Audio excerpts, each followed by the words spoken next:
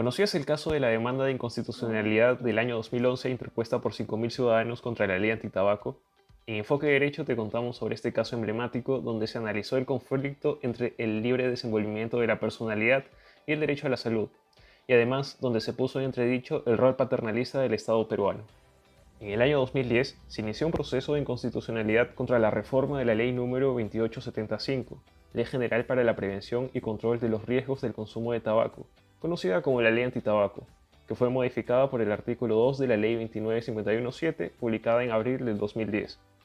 Mediante la demanda de inconstitucionalidad interpuesta el 30 de noviembre de 2010, los ciudadanos solicitaron que se declare la inconstitucionalidad del inciso 1 del artículo 3 de la Ley Antitabaco. Concretamente, cuestionaron, por un lado, la prohibición del consumo de tabaco en todos los espacios públicos cerrados del país, prohibiéndose inclusive la existencia de establecimientos exclusivos para fumadores. Y por otro lado, el extremo en el que se prohíbe el consumo de tabaco en las áreas abiertas de los establecimientos educativos para adultos, dígase, por ejemplo, universidades. Algunos argumentos de la demanda fueron que el artículo 8 de la Constitución se limita a establecer un mandato de regulación del consumo de tabaco, pero no lo prohíbe. Además, se alega que el artículo 3 de la ley afecta de manera irrazonable el derecho de las personas fumadoras al libre desenvolvimiento de la personalidad, aun cuando ello no afecte los derechos de los no fumadores, como en el caso de los locales públicos cerrados solo para fumadores o en el caso de las áreas abiertas de los establecimientos educativos para adultos. También se señala la violación a los derechos a la libre iniciativa privada y a la libertad de empresa, toda vez que se establece una prohibición absoluta de contar con establecimientos exclusivos para fumadores, sin que exista una razón objetiva de por medio.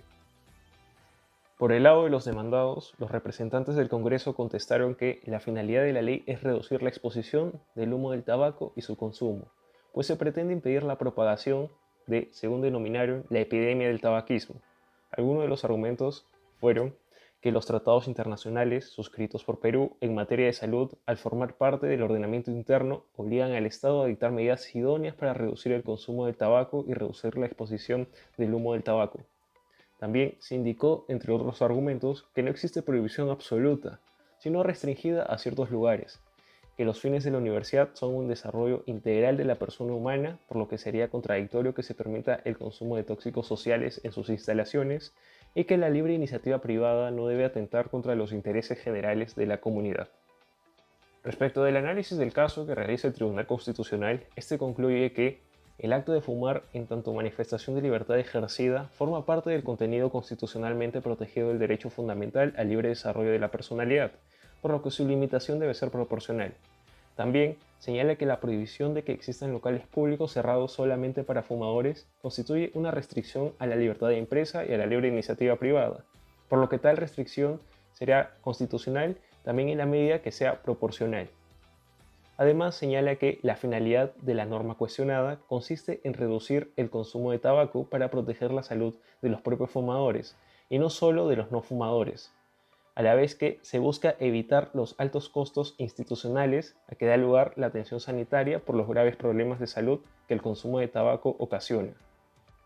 Asimismo, el TC reconoce que la prohibición del paternalismo jurídico en el Estado constitucional en tanto afecta a la autonomía moral y libertad del ser humano no es absoluta, pues no cabe negar la dignidad del ser humano en ejercicio de la propia libertad, por lo que la restricción de esta última estaría justificada en ciertos casos, como por ejemplo cuando se exige el uso de cinturón de seguridad.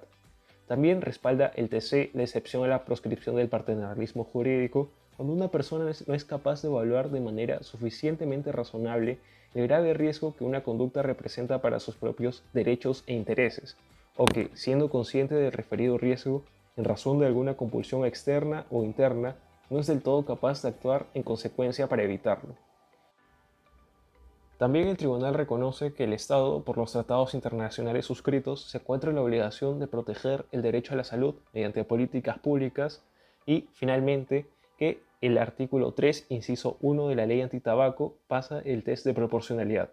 Por lo tanto, el Tribunal Constitucional declara infundada la demanda de inconstitucionalidad interpuesta contra el artículo 3 de la ley antitabaco.